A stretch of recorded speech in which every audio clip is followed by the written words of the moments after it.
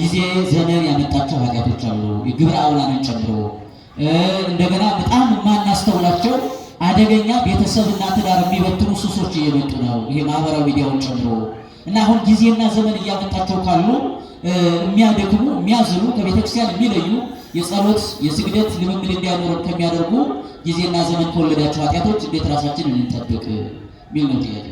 በጣም ጥሩ። እንግዲህ እግዚአብሔር አቃቤ ልቡናችን ይጠብቅልን። አሁን ይሄ ነው ችግሩ። ሰው ልብሱን ይጠብቃል፣ ስለ ልብሱ ይጨነቃል እንጂ ስለ ውስጡ፣ ስለ ሕይወቱ፣ ስለ ነፍሱ ማንም አይጠብቅም። ይጠብቃል እንዴት? የቤቱ ጠባቂ ያለው የሁሉ ነገር ጥበቃ አለ። ስለ ነፍሳችን ግን የለም፣ ጥንቃቄም የለንም፣ ዝግጅትም የለንም። ቁስለ ነፍስ ላይ ነው ያለነው። ዓለሙ አሁን ያመረተው እንግዲህ ዓለም ታውቃላችሁ ምርቱን ወይም እነሱ የማይፈልጉት በተለይ የነጩ ዓለም ወይም የምዕራባውያኑ ዓለም ለዚህ ለኛ ሀገር ጠቃሚውን አይደለም የሚሰዱልን። ምርቱን ሲሰዱ አብረው የሚገድል ነገር አምርተው ይሰዱናል። እኛ ደግሞ ባለማወቅ በደመ ነፍስ ሄደን እንጠቀማለን። ያን ታውቃላችሁ። አሁን እንግዲህ ዘመን የወለደው ማለት ቴክኖሎጂ ያመጣው በሞባይላችን ያለው አሁን ሱስ ተጠንቀቁ ሲባል እኛ የሚመስለን ማጨስ ወይም መጠጣት ወይም ደግሞ ጫቱን መቃም ይመስለናል አይደለም? ግን እዚህ ላይ ከሞባይሉ ላይ ተንተርሶ መዋል ሱስ ነው አይደለም? አሁን ሱስ ነው።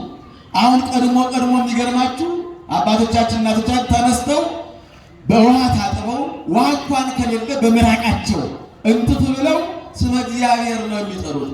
አሁን ሁሉም እንደነቃ እጁን ወደ የት ይልቃል?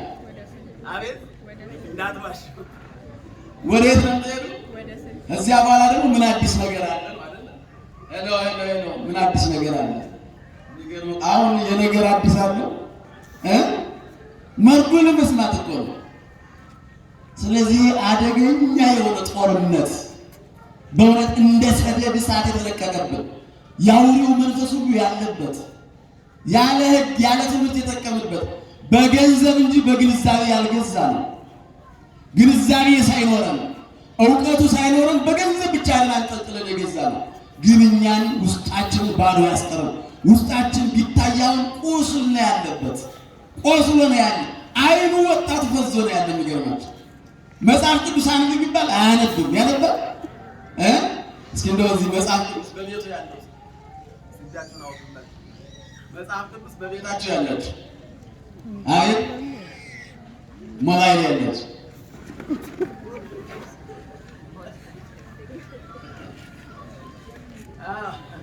መጽሐፍ ቅዱስ ያላችሁ አይታችኋል አይደል?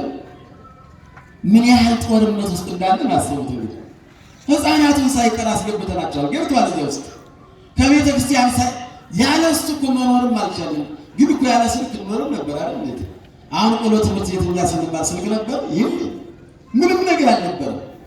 አሁን ግን ጭንቀት እንዲሁም ካልተደወለ ዛሬ ምንድን ነው እያልን ነው የምንጨነቀው። ደግሞ ኑሮና አይደለም እኮ ያሁን በድህነት ቤታችን ረሃብ ሁሉ ያለበት እንግዲህ እንኳን እኔ በእኔ አንደበት ተገልጦ የሚገለጥም የሚጨረስም አይመስለኝም። ግን እንደኔ መክራችሁ መጽሐፍ ቅዱስ እናነብ፣ ጸሎት እንጸልይ፣ ከካህኑ ጋር በምክረ ካህን በፈቃደ ካህን እንኖር። ቤተሰባዊ ጸሎት፣ ማህበራዊ ጸሎት፣ ግላዊ ጸሎት። ለዚህ ነው አባቶቻችን የጧትና የማታው ጸሎት ከቤተ ክርስቲያን ይኖር። በየሳምንቱ በየዕለቱ ከነፍስ አባታችን ጋር እንድንገናኝ ሰውነታችን ሞቅ ሲል ወደ መድኃኒት ወደ ሕክምና እንደምንሄደው ሌላ ስሜት ሲሰማንን ከካህኑ ጋር መገናኘት እንዳለብን ነው እንጂ እንደ ሀገር በተለይ እንደ ቤተክርስቲያን አሁን እየጎዳን ያለ። የሚገርማችሁ አሁን ከዚህ ከምንማማረው ይልቅ በስልኩ የምናደምጠውን ነው የምንፈልግ። የስልኩ ደግሞ ጆሮአችን ነው የሚይዘን እንጂ አይምሯችን አይዘው። አሁን ሰውና ሸክላ አንዱ ነው። ሸክላ ታውቃላችሁ አይደል? የሚያዝ ጆሮው ነው። ሰው የሚያዝ የትኛው ነው?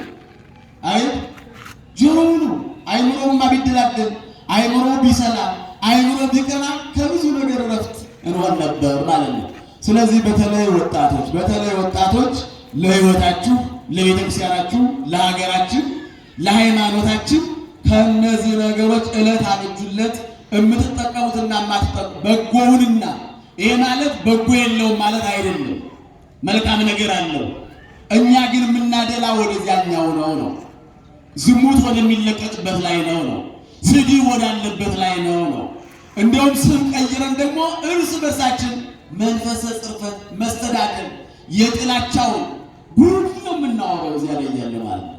ብዙዎቹ የተሻሉት ምርታቸውን ትምህርታቸውን ሲያፈልቁበት ሲያጋሩበት፣ እኛ ደግሞ ጉዳችንን እያየንበት ድህነት ችግርን እየበላንበት ያለን ነው።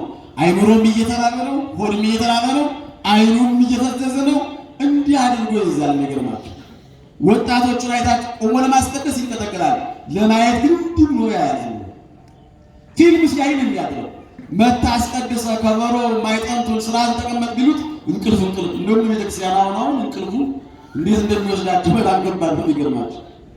አዚ አላስተኛቸዋል። እዚህ ሲመጡ ደግሞ እንዳይጠቀሙ፣ እንዳያስቀድሱ፣ እንዳያዳምጡ፣ በረከት እንዳያገኙ እንቅልፋቸው ይሄዳል።